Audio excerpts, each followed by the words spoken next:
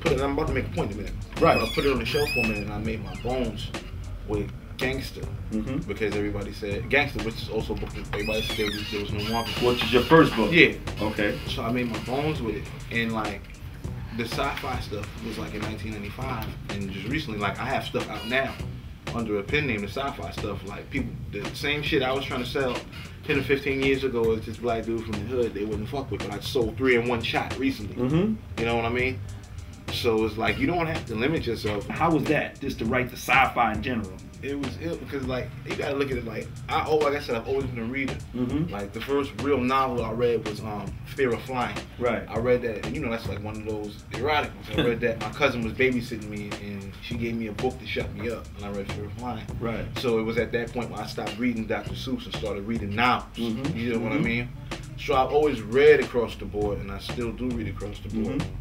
So that's always kind of like freed me up just to pursue different stuff. Okay. Yeah, I wrote them under a pseudonym, but the thing about my sci-fi books is like I write about like witches, vampires, warlocks, werewolves, that kind of stuff.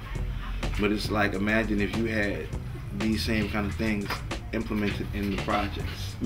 Like if you thought the neighborhood dope boys in your neighborhood dudes was getting all this money was really werewolves, but nobody knew it. So it's like you're dealing with the adversities of the regular world, but you're also dealing with adversities of the supernatural world, according to which species or subspecies you belong to. So it was something very different that when the major publishing houses finally did look at it, they were like, well shit, you're like 10 years ahead of where you're supposed to be. Let's see. But you gotta think about it. While they saying I'm 10 years ahead of where I'm supposed to be, this stuff is 10 or 15 years old already. You know what I'm right, yeah, I dig it. So, and it's like to the point where like, there's being more emphasis put on me doing the fantasy novels as opposed to the urban novels now. But to bring it back to, the fact of talking about your first book, right? Gangster, man, you know, that was a hell of an impact. You know, you hit the world and you kept running from there, man. What was the response like? I mean, the response to Gangster, I think the response to Gangster was a little crazier than anybody really thought it would be. You know what I mean? Did you think it would be that way? Nah, hell no. Hell no. I was like, alright, I wrote this memoir kind of sort of when my mom was going through her thing with cancer. So that was my therapy for, you know, between the hospital visits. Right. So like I wanted to make some money from it because I had a baby on the way.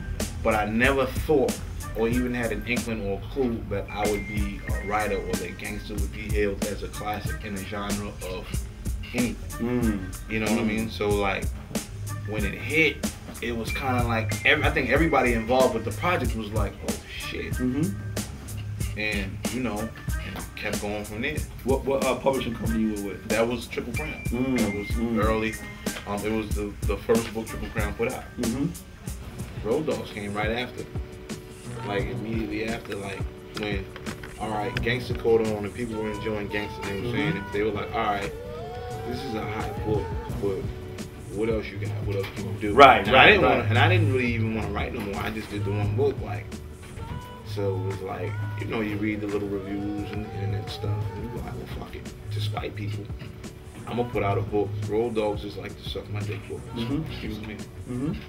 Road Dogs is like suck my dick book. Like, I'm the hardest writer out.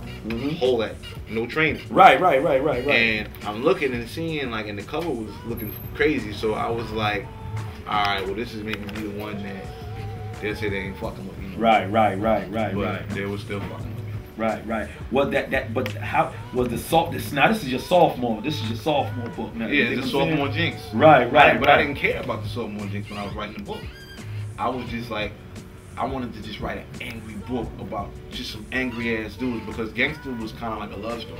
Right. Where it was like it had its violence, it was love, but I wanted to write like because now it was other stuff coming out, other urban fiction books coming out. Right. And I'm like, nobody is really scratching the surface of hell. Let me give you niggas hell on these pages right quick and welcome K-Dog. You know K-Dog. Right. The ultimate sociopath, like the whole game he played.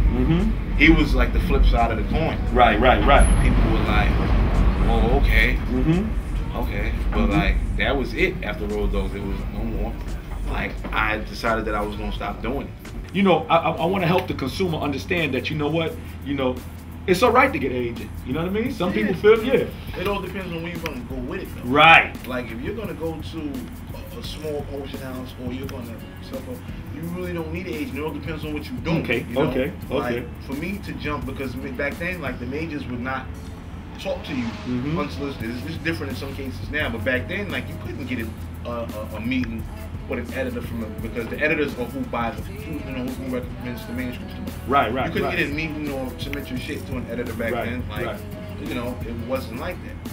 So I wanted to make that jump, and I went and got an agent. And this is where, and this is the first fuck up of me in my career by hiring somebody based on, oh shit, man, you used to go to school with my uncles and them. And and the dude was like, I represent such and such, so on and so forth, but he really didn't.